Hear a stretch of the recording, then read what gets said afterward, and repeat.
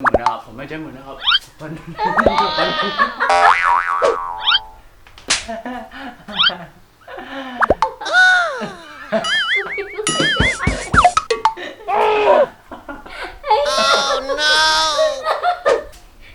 ม่ได้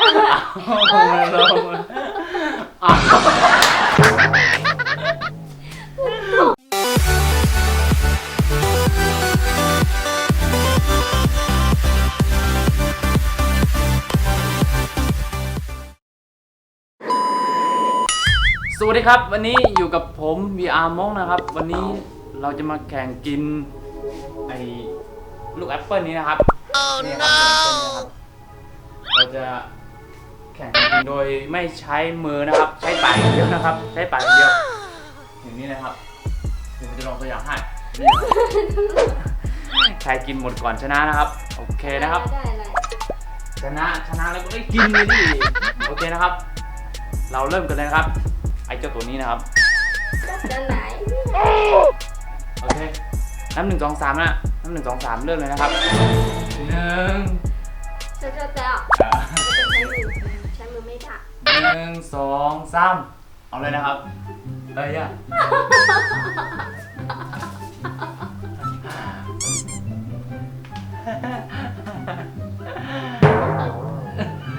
ก็ไม่รู้ไม่ได้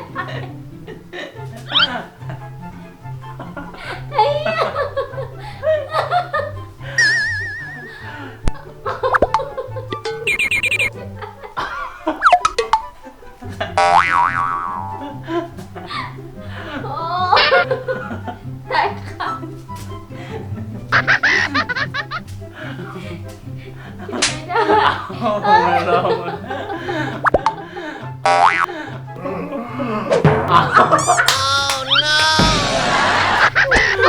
กูชนะแล้วครับ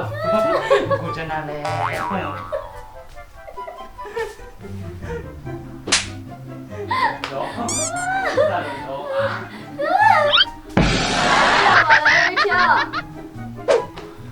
โอเคนะครับเริ่มต่อนะครับ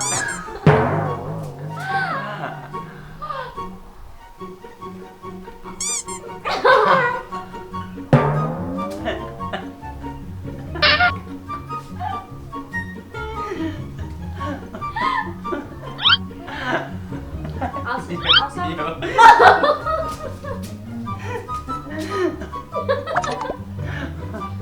วันนั้นไม่ต้องกินก็ได้มั้งกูรู้วิธีกินละยังสดก็เหมือนนั่นแต่ว่าก็น่าเต้นนะอยู่ก็ได้ตัวละมัน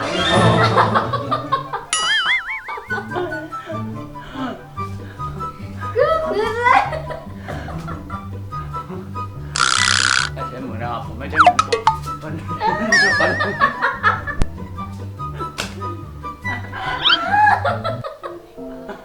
ไม่ใช่มือนะคะไม่ใช่มือแต่กินไม่ได้ยังแพ้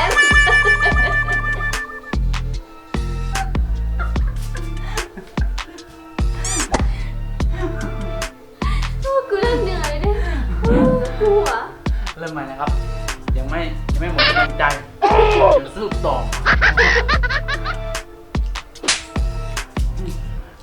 เราสามารถใช้บาช่วยได้นะครับแต่น่าจะใช้บา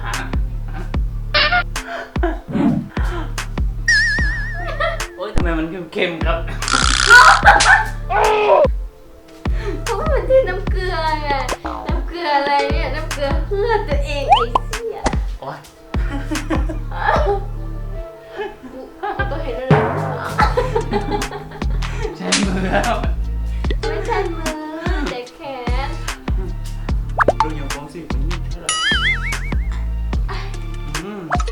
ได้ครับได้ครับมันจะกินได้เยอะจังวะ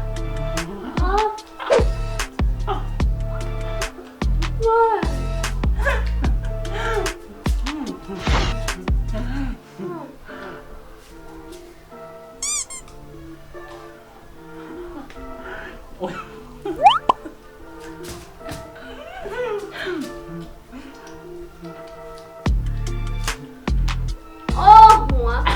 เรื่องของกูไปแล้ว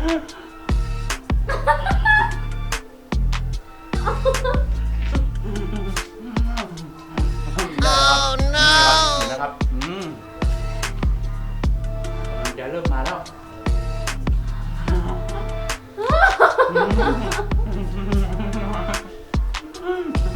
ไอ้เนี่ยกูกินไม่ได้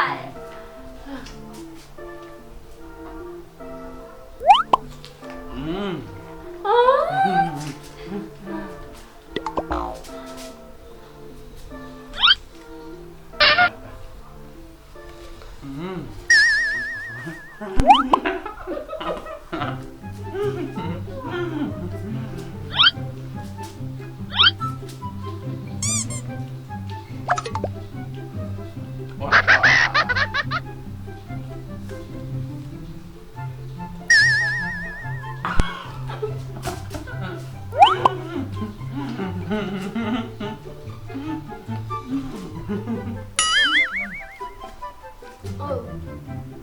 นี่ครับ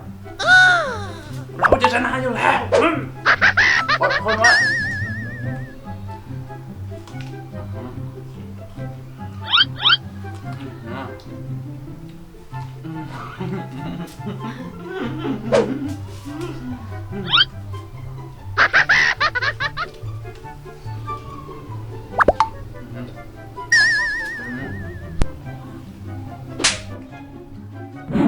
โอ้โห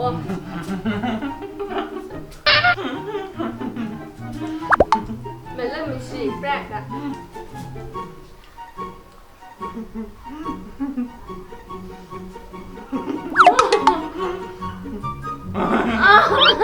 โอ้ยเดี๋ยวรูปหญิงนะ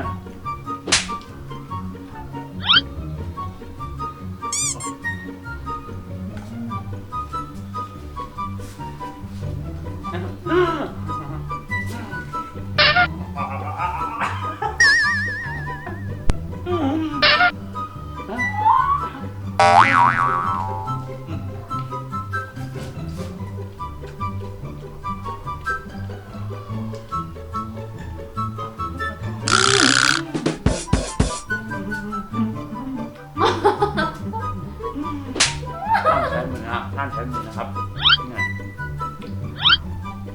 ห้ามใช้มือ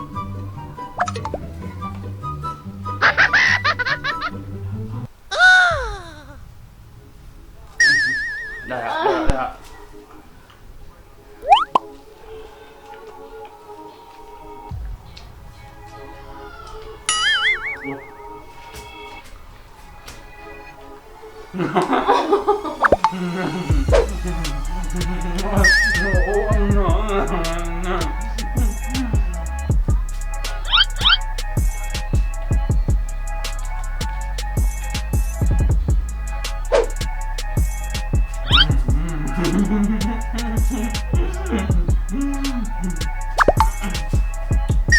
ของใครเหลือเยอะของใครเหลือน้อยนะครับเยอะเย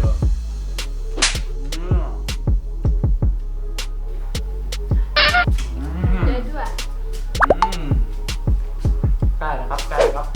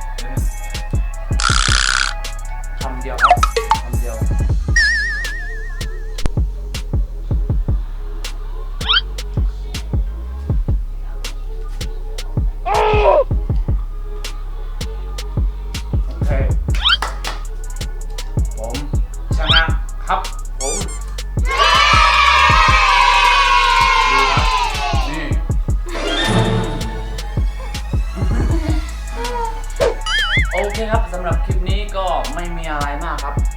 ถ้าชอบใจคลิปนี้ก็อย่าลืมกดไลค์กดแชร์และกด subscribe นะครับเพื่อจะไม่พลาดคลิปต่อไปนะครับทุกคนโอเคครับเจอกันใหม่คลิปต่อไปสำหรับคลิปนี้สวัสดีครับ